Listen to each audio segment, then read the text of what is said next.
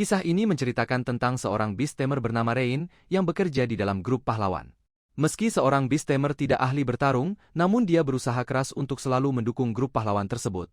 Namun suatu saat dirinya dipecat karena dirasa kemampuannya tidak berguna untuk grupnya itu. Rain, kimi wa kubi da. Tentu saja Rain sangat kecewa karena selama ini dia hanya dianggap sebagai pesuruh, bukan dianggap sebagai timnya ataupun teman. Semua item yang dia dapatkan saat menjadi grupnya pun harus dikembalikan, bahkan dirinya harus menerima kata-kata hinaan selama kepergiannya itu.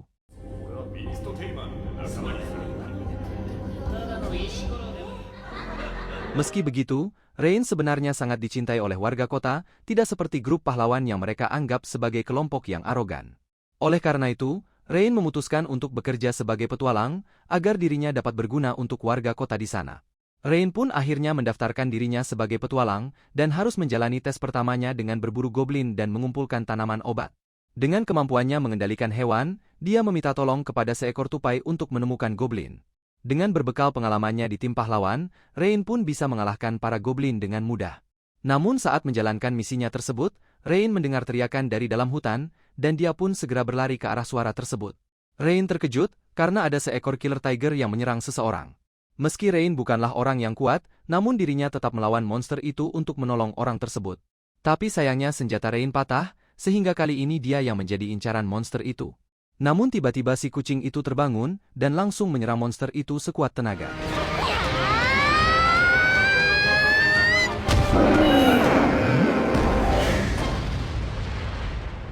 Akhirnya killer tiger pun dikalahkan, dan Rain berhasil diselamatkan. Meski begitu, si kucing itu langsung pingsan karena kelaparan. Onaka suita yo. Akhirnya, mereka pun saling berkenalan. Ras kucing itu bernama Kanade, dia adalah salah satu ras terkuat yang tidak memiliki sihir, namun mempunyai kekuatan fisik yang sangat besar. Selesai makan, mereka pun melanjutkan perjalanannya untuk mencari tanaman obat, namun Rain tidak sengaja menceritakan kisahnya yang diusir dari grup pahlawan tersebut. Tentu saja Kanade kesal dengan grup pahlawan itu, karena dia merasa Rain adalah orang yang hebat, meskipun dia adalah seorang beast tamer. Meski sangat jarang ada beast tamer yang bisa menjalin kontrak dengan ras kucing, namun Kanade percaya bahwa Rain bisa menjalin kontrak dengannya. Akhirnya Rain mencoba merapalkan sihirnya untuk segera menjalin kontrak dengan Kanade.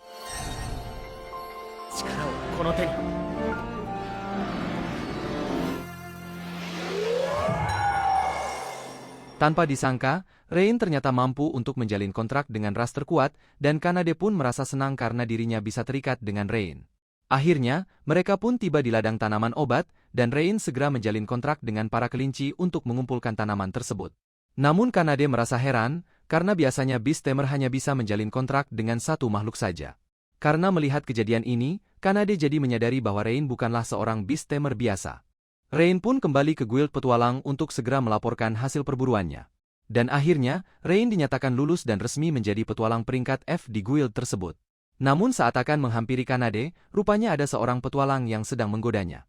Melihat itu, Rain langsung datang untuk melindungi Kanade dari orang tersebut. Merasa dirinya dipermalukan, dia pun langsung menantang Rain untuk beradu kekuatan dengannya. Meski Rain menyadari dirinya tidaklah kuat, namun Rain harus berjuang agar Kanade tidak mengalami hal ini lagi di kemudian hari. Akhirnya adu kekuatan pun dimulai, namun tanpa disangka Rain dapat mengalahkan orang itu dengan sangat mudah. Ready, go!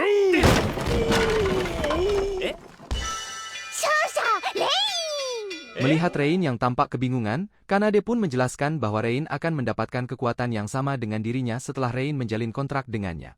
Mereka pun mulai menjalani misi peringkat F, meskipun misi tersebut hanyalah sebatas mengumpulkan tanaman obat saja.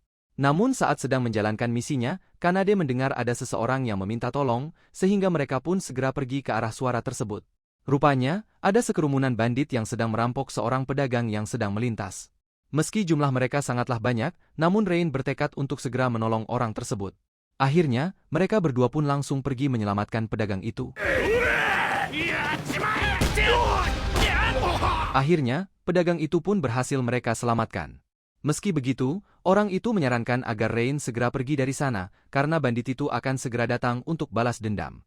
Namun Rain menolak untuk pergi, malah dia memutuskan untuk mengakhiri jaringan bandit itu, agar tidak ada lagi warga kota yang dirugikan. Akhirnya Rain pun berhasil menemukan markas bandit tersebut, namun karena jumlahnya terlalu banyak, Rain meminta Kanade untuk meminta bantuan ke guild petualang. Selagi Kanade pergi untuk memanggil bantuan, Rain kemudian menjalin kontrak dengan puluhan lebah beracun di sana. Rain pun langsung melancarkan serangannya ke markas bandit tersebut, namun ternyata serangannya itu dengan mudah melumpuhkan semua bandit yang ada di sana. Para petualang yang datang pun terkejut setelah melihat ratusan bandit yang sudah dikalahkan oleh Rain. Namun saat mereka sedang mengamankan para bandit itu, tiba-tiba 3 ekor King Lizard datang dan langsung mengamuk di dalam markas tersebut. Rain pun meminta para petualang untuk segera menyelamatkan diri dan mempercayakan kepada dirinya untuk menghadapi monster tersebut.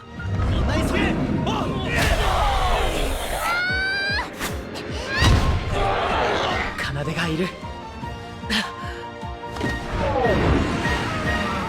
Meski semua petualang sempat khawatir dengan keadaan mereka di dalam, namun Rain dan Kanade pun akhirnya keluar dari markas tersebut dengan selamat.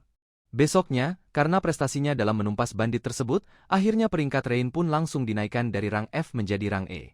Meski begitu, guild tersebut langsung meminta tolong kepada Rain terkait adanya pengacau di jembatan bagian selatan. Sayangnya, Rain kesulitan mendapatkan informasi tentang pengacau tersebut karena petualang yang gagal dalam misi itu lebih memilih untuk diam. Akhirnya, Rain dan Kanade menghampiri jembatan tersebut, namun betapa kagetnya setelah tahu bahwa pengacau yang dimaksud adalah seekor naga.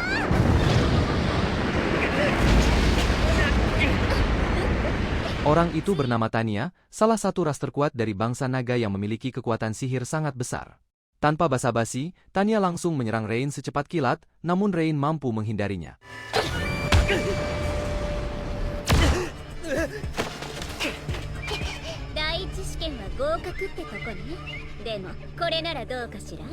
Tanpa ragu-ragu Tanya langsung menyerang mereka dengan semua kekuatan.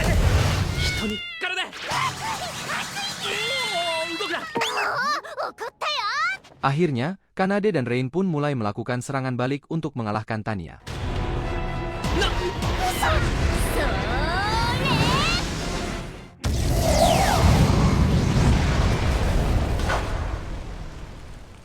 Rupanya kekuatan sihir Tanya terlalu kuat, sehingga mereka tidak mampu menandinginya. Namun Rain memiliki rencana, dan meminta Kanade untuk mengulur waktunya.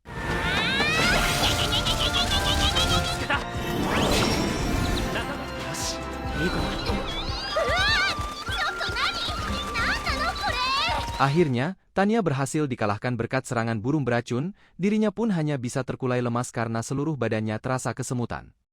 Meski begitu, Rain tidak memberikan hukuman padanya dan hanya memintanya untuk tidak melukai orang-orang lagi. Namun Tanya mengatakan bahwa di usianya saat ini, dirinya harus terus berlatih untuk menjadi naga yang terkuat. Oleh karena itu, Tanya memutuskan untuk mengikuti petualangan Rain sebagai bentuk pelatihannya. Untuk menghargai keputusan Tanya, Rain pun menjalin kontrak dengannya untuk membuat sebuah ikatan.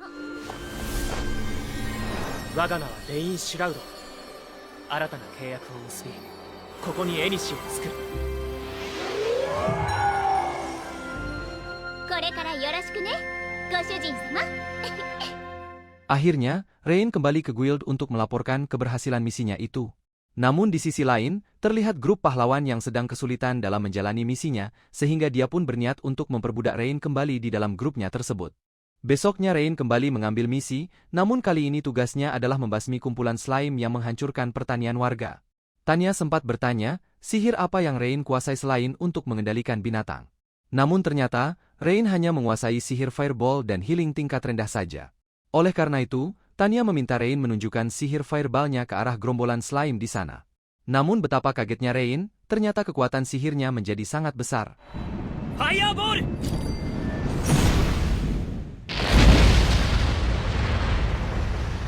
Tanya menjelaskan, setelah berkontrak dengannya maka Rain saat ini mempunyai daya sihir layaknya seekor naga. Namun Rain belum mampu mengendalikan kekuatannya tersebut, sehingga Tanya harus melatihnya menggunakan slime sebagai targetnya. Akhirnya, misi mereka pun selesai. Karena banyaknya slime yang dimusnahkan, uang yang didapatkan pun lumayan banyak. Untuk menghargai kerja kerasnya, mereka pun merayakannya dengan makan enak di sebuah restoran. Setelah selesai makan, Tanya dan Kanade menanyakan bagaimana Rain belajar menjadi beast tamer yang hebat seperti sekarang ini. Akhirnya, Rain pun menceritakan masa lalunya. Dulunya Rain tinggal di sebuah desa tempat para beast tamer berada. Suatu saat Rain sedang berlatih sendirian di dalam hutan, sehingga tidak terasa ternyata hari sudah mulai gelap. Namun saat dirinya akan kembali ke desa, Rain melihat ada kebakaran hebat dari kejauhan. Namun betapa kagetnya, ternyata desanya tersebut telah musnah oleh serangan monster, dan satu-satunya yang selamat hanyalah Rain seorang. Akhirnya Rain pun diselamatkan oleh petualang, dan membawanya bekerja di kota sampai Rain menjadi dewasa. Suatu saat ketika Rain sedang menggunakan sihir pengendaliannya itu, tidak sengaja dirinya bertemu dengan grup pahlawan dan mereka pun mengajaknya untuk bergabung. Karena Rain tidak menginginkan orang lain mengalami nasib yang sama dengannya, dia pun memutuskan untuk berjuang bersama sang pahlawan. Sampai akhirnya Rain menyadari bahwa dirinya hanya dimanfaatkan oleh grup pahlawan tersebut. Melihat Rain yang terlihat sedih, Kanade pun menghiburnya dan mengatakan pendapatnya terhadap Rain. レイは誰かの力になりたいんだね。自分と同じように悲しむ人を作りたくないから、誰かのためにって頑張れるんだね。だからレイは情けなくないよ。 Begitu pula dengan Tanya, dia juga melihat Rain sebagai seseorang yang patut dibanggakan. Mendengar pendapat dari mereka berdua, Rain merasa sangat bahagia karena mereka telah menerima dirinya apa adanya. 今はこの3人でいられればいい。 Besoknya saat mereka pulang dari menjalankan misi, tidak sengaja mereka berpapasan dengan grup pahlawan. Tentu saja seperti rencana mereka sebelumnya, sang pahlawan pun langsung mengajak Rain untuk masuk ke dalam grupnya kembali. 君がいかに使えなかったからとはいえもう少し言い方があったのではないかってね。勇者パーティーに貢献できるのは光栄なことだろう。 Namun sayangnya, Rain langsung menolaknya mentah-mentah dan segera pergi dari sana. Melihat mangsanya itu akan pergi, mereka pun langsung mengatakan bahwa mereka dalam misi pencarian perisai kebenaran yang dapat mereka gunakan untuk melawan Raja Iblis. Karena Rain berpikir mengalahkan Raja Iblis adalah prioritas utamanya, dan perlengkapan tersebut hanya bisa dipakai oleh sang pahlawan, maka Rain pun terpaksa menyetujui ajakannya itu. わかった。引き受けるよ。最初からそう言えばいいものを。遅いのよいちいちこのノロマ。 Mengetahui Rain telah menyetujui ajakannya itu, grup pahlawan pun segera beranjak pergi, namun tetap dengan melontarkan kata-kata hinaan terhadap Rain. Kanade dan Tanya yang mendengar itu pun merasa tidak terima, sehingga dia meminta grup petualang itu untuk meminta maaf dengan cara bersujud kepada Rain. まあ早い話ね。 土下座しなさい。 Merasa dirinya direndahkan, sang pahlawan pun memarahi Rain karena tidak bisa mengajari sopan santun kepada para budaknya.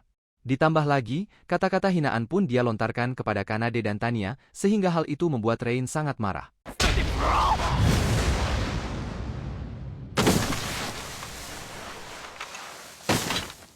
Merasa dirinya telah dilecehkan, grup pahlawan pun memanas dan menantang mereka untuk bertarung. Tentu saja Rain tidak takut dengan tantangannya itu, dan memilih untuk memberinya pelajaran atas kesombongannya itu. Akhirnya, Kanade dan Tanya akan melawan anak buah dari pahlawan tersebut, namun sayangnya, mereka bukanlah tandingan bagi Kanade dan Tanya. "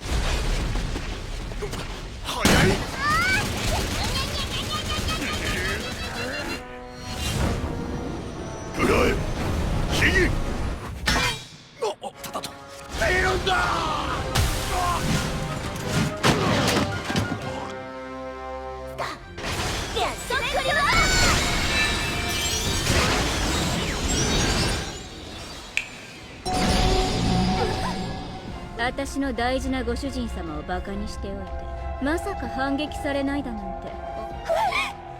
怪超級魔法。汝らは神の怒りに触れた。そのアルティメットエンドに。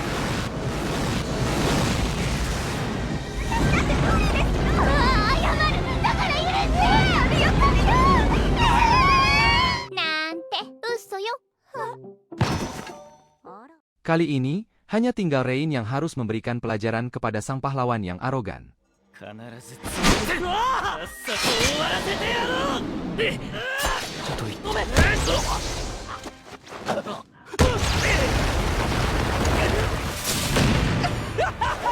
れなりの魔法が使える。さあこれで終わりか。 Rupanya, sang pahlawan terkena sengatan lebah beracun yang sempat dikendalikan oleh Rain, sehingga dia pun hanya bisa terkulai lemas dan memohon ampun kepadanya. Namun Rain ingin agar sang pahlawan tersebut mendapatkan pelajaran atas kearoganannya itu.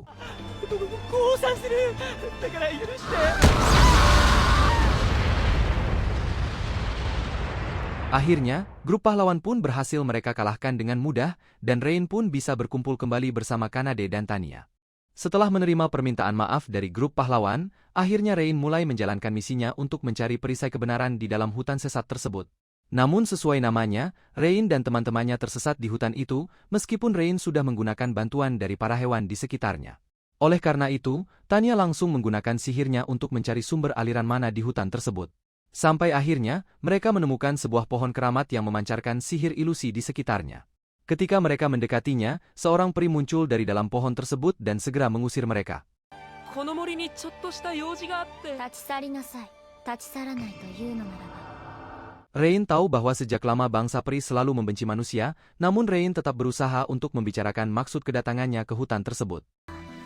では、排除を開始します。イリュージョンアロー。 Meski Rain harus menerima beberapa serangan demi mendapatkan kepercayaan peri itu, namun serangannya itu terhenti ketika Tanya dan Kanade berusaha melindungi Rain dengan tubuhnya. Peri itu pun heran, kenapa seorang ras terkuat mau melindungi manusia dengan nyawanya. Melihat sosok Rain adalah orang yang berbeda dibandingkan manusia lainnya, akhirnya peri itu pun mengenalkan dirinya dan mau mendengarkan maksud kedatangan Rain ke sini. Rain pun menjelaskan bahwa dirinya mewakili sang pahlawan untuk mencari perisai kebenaran di hutan tersebut untuk melawan Raja Iblis. Mendengar permintaannya itu, Sora pun segera pergi untuk mengambil perisai kebenaran tersebut. Sora mengatakan bahwa dulunya bangsa peri berjanji untuk menyimpan perisai tersebut dan akan menyerahkannya ke generasi pahlawan berikutnya. Karena sekarang janjinya itu telah terpenuhi, Sora pun meminta Rain dan teman-temannya untuk segera meninggalkan hutan ini. Mereka pun menuruti permintaannya itu dan segera meninggalkan Sora di sana. Namun Rain merasakan ada sesuatu yang aneh dengan diri Sora, sehingga Rain pun kembali menemuinya dan menawarkan bantuannya jika Sora membutuhkannya. 些細なことでもいいから話してみてくれないか。もしかしたら空の力になれるかもしれない。 Meski begitu, Sora ragu untuk menceritakan permasalahannya itu karena takut membuat Rain dan teman-temannya terluka. Tetapi Rain tetap menawarkan bantuannya tersebut, meski itu adalah hal yang sangat berbahaya sekalipun. 呆れるぐらいのお人よし。こうなったらもう聞かないわ。どう？いっそ私たちを頼ってみるのは。 Akhirnya Sora menceritakan semuanya kepada Rain bahwa dia memiliki adik kembar bernama Runa yang saat ini sedang ditawan oleh seorang pasukan iblis. Iblis itu mengancam akan membunuh adiknya jika Sora tidak segera menghilangkan sihir ilusi di hutan tersebut. Sora sudah coba meminta bantuan kepada ketua peri, tetapi permintaannya itu ditolak dan mereka lebih memilih untuk mengorbankan adiknya tersebut. Kebetulan Rain mengetahui karakteristik dari iblis tersebut, bahwa iblis itu tidak bisa dilawan menggunakan sihir, oleh karena itu hanya Rain dan Kanade lah yang mampu untuk menghadapinya. Akhirnya Rain pun berjanji akan menyelamatkan Runa dan membawanya kembali dengan selamat. Akhirnya, Rain dan teman-temannya menuju ke tempat iblis tersebut berada, dan mereka pun melihat Runa yang terikat di sampingnya. Rain meminta Tanya untuk menyelamatkan Runa, di saat Rain dan Kanade sedang mengalihkan perhatian sang iblis. Sesuai dengan rencana yang sudah dibuat, mereka pun memulai menyerang sang iblis tersebut. 何者かは知らんが知ってるよ。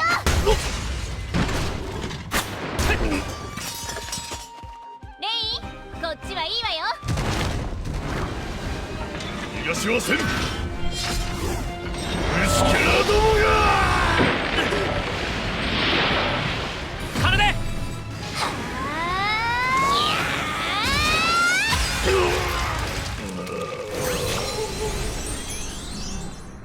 Akhirnya, iblis tersebut berhasil dikalahkan, dan Runa pun berhasil mereka selamatkan. Mereka pun segera kembali ke pohon keramat, dan mempertemukan Sora dengan adiknya itu. Namun karena desa peri sudah mengabaikan keselamatan Runa, akhirnya Sora dan Runa memutuskan untuk pergi dari desa peri tersebut, dan memilih untuk bertualang bersama Rain. Oleh karena itu, Rain pun segera menjalin kontrak untuk membuat ikatan dengan mereka.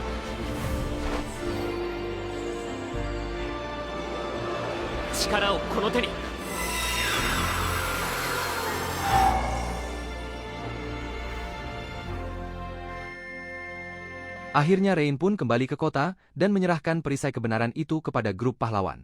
Meski mereka tidak percaya bahwa Rain dapat menyelesaikan misinya secepat itu, namun sesuai janjinya sang pahlawan pun memberikan 15 koin emas kepada Rain. Meski begitu, Arios sang pahlawan malah semakin kesal dan dendam kepada Rain, sehingga dia memutuskan akan segera menghilangkan Rain dari dunia ini. 消してやる。必ずこの手でレインシュラウド。 Karena Rain mendapatkan bayaran yang cukup besar dari sang pahlawan, dia pun menggunakan uang tersebut untuk memesan senjata terkuat kepada seorang dwarf dan juga merayakannya dengan makanan enak di restoran. Besoknya, ketika Rain sedang berjalan-jalan bersama Sora dan Runa, tidak sengaja mereka bertemu dengan seseorang yang tidak diharapkan.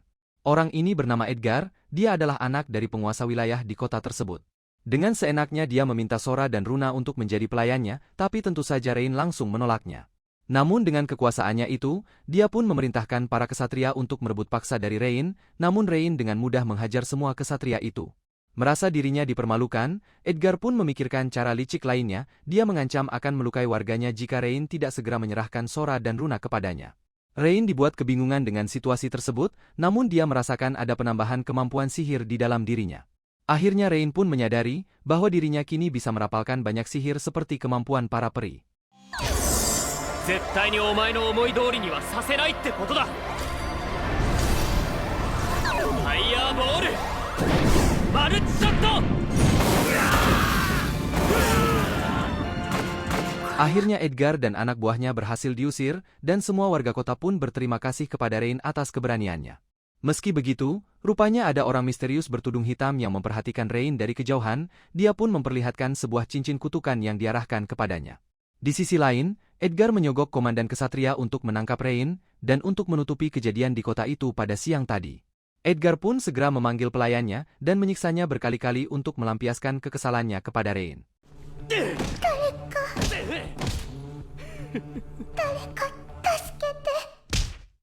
Rain pun menceritakan kejadian tersebut kepada Tanya dan Kanade, sehingga dia memutuskan untuk melaporkan peristiwa itu kepada kesatria kerajaan.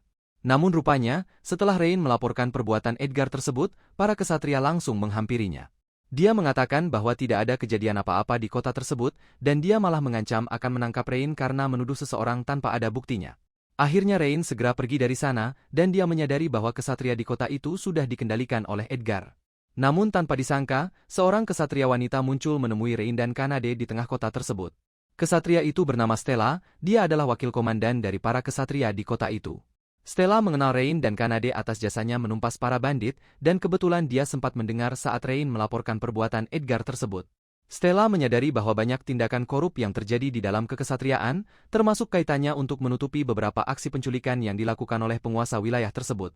Namun kemunculan Rain dianggapnya sebagai takdir, agar Stella bisa menghentikan semua kebusukan di kekesatriaan ini. Stella pun meminta tolong kepada Rain untuk membantunya dalam menumpas kejahatan di wilayahnya tersebut. Untungnya Kanade mampu merasakan keadaan hati seseorang, dan dia tidak merasakan ada niatan jahat pada diri Stella terhadap Rain. Oleh karena itu, Rain pun menerima tawaran kerjasamanya tersebut untuk menumpas kejahatan yang ada di wilayahnya itu. Besoknya, Rain dan Stella menjalankan rencananya untuk mengungkap kebusukan di dalam kekesatriaan. Mereka pun memancing para elit kesatria untuk keluar dari markasnya, sedangkan anak buah Stella memanfaatkan kondisi itu untuk memeriksa semua dokumen korupsi di dalam markas tersebut. Dengan menggunakan alasan bahwa mereka memiliki bukti korupsi yang terjadi di dalam kekesatriaan, mereka pun berhasil memancing para koruptor itu ke sebuah gudang. Saat semua kesatria korup itu terperangkap di dalamnya, Rain dan Stella pun langsung melumpuhkan dan menangkap mereka semua. Di sisi lain, Edgar semakin kesal karena Rain terlibat dalam penangkapan kesatria korup yang selalu melindunginya tersebut. Namun, orang misterius bertudung hitam datang menghampirinya. Dia pun menyerahkan cincin kutukan itu kepadanya, dan mengatakan bahwa hanya cincin itu yang mampu membunuh Rain.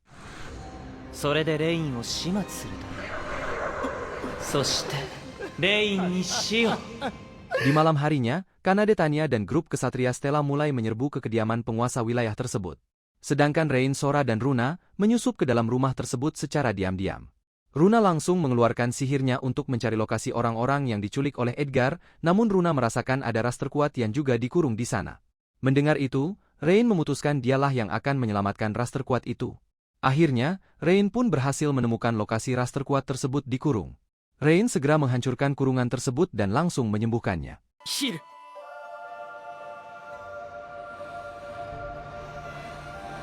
Gadis kecil itu bernama Nina, dan dia adalah ras terkuat dari ras dewa.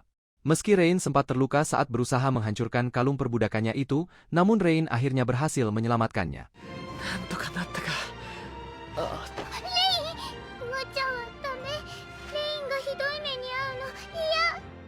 Akhirnya, Rain dan teman-temannya bisa berkumpul kembali, dan kesatria Stella pun berhasil menangkap sang penguasa wilayah beserta barang bukti kejahatannya. Namun Edgar akhirnya datang dan langsung mengarahkan cincin kutukannya itu kepada Rain. Tiba-tiba saja iblis pencabut nyawa muncul di hadapan Rain, dan iblis itu pun langsung membunuhnya.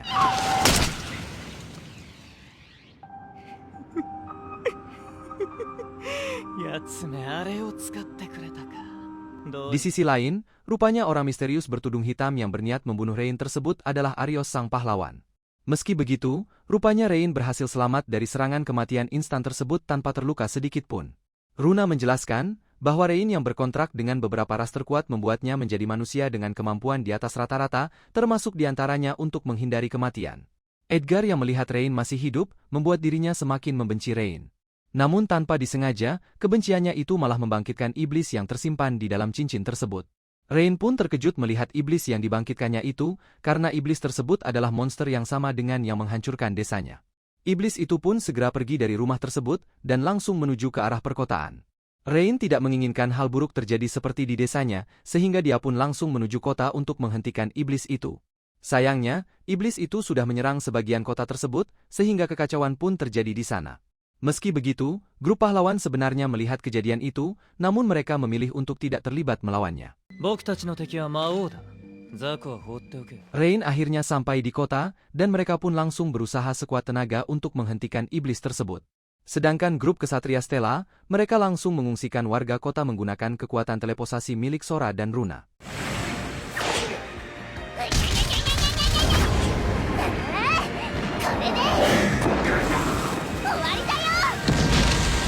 Rupanya, iblis itu pun sampai kerepotan menerima serangan Rain dan teman-temannya. Oleh karena itu, iblis itu pun langsung memanggil familiar monster sebanyak-banyaknya, sehingga membuat Rain menjadi tidak berdaya, bahkan proses evakuasi warga pun menjadi terganggu. Meski begitu, tiba-tiba para petualang datang untuk membantu Rain agar dirinya fokus untuk melawan iblis tersebut. Namun karena iblis itu berada di udara, Rain pun kesusahan untuk mencapai lokasi iblis tersebut. Jika Rain menggunakan kemampuan Tanya untuk terbang, iblis itu akan dengan mudah menyerangnya saat berada di udara. Oleh karena itu, Rain membutuhkan kekuatan teleportasi instan agar dirinya dapat mencapai lokasi itu tanpa diketahui oleh sang iblis. Namun secara kebetulan, Nina pun datang untuk membantu Rain. Tanya dan Kanade pun mengatakan bahwa ras dewa mempunyai skill yang tidak bisa dimiliki oleh ras terkuat lainnya. Ketika Rain bertanya tentang skill yang dimiliki oleh Nina, ternyata dirinya bisa untuk melakukan teleportasi instan tersebut. Akhirnya, Rain pun memutuskan untuk menyerang sang iblis dengan bantuan kekuatan Nina. Sedangkan Tanya dan Kanade akan membantu menghabisi monster yang tersebar di kota itu.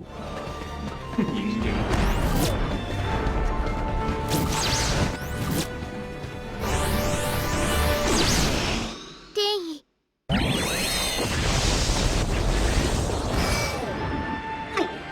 Akhirnya Rain pun berhasil mencapai sang iblis dengan kekuatan teleportasinya, dan dia pun langsung mengeluarkan sihirnya untuk menjinakkan sang iblis tersebut.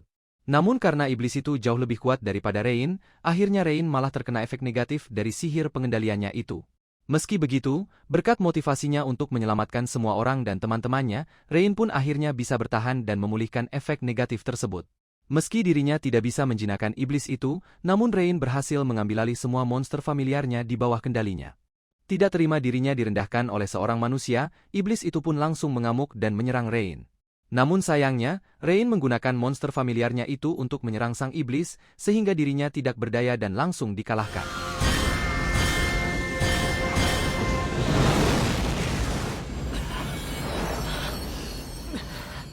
Akhirnya, tubuh iblis itu pun perlahan hancur, dan Rain pun berhasil menyelamatkan kota tersebut dari kehancuran. 3 hari setelahnya, kota pun mulai dibangun kembali, dan Rain pun dipromosikan dari peringkat E ke peringkat C. Nina pun akhirnya menjalin kontrak dengan Rain, dan tinggal sebagai keluarganya. Karena anggota keluarga Rain semakin banyak, dia pun memutuskan untuk membeli rumah di kota tersebut. Meskipun rumah itu berhantu, namun Rain berhasil membujuk hantu tersebut untuk menjadi bagian dari keluarganya. Sedangkan bagi grup pahlawan, warga sudah tidak mau menerima keberadaan mereka lagi, dan mereka pun diusir dari kota tersebut. Malam hari telah tiba, Rain dan teman-teman pun merayakan rumah baru mereka sebagai sebuah keluarga. Arigato. Oh, watashi hontou ni hitori janai no. Oh.そうTinaも一人じゃないよ。さよか。さよか。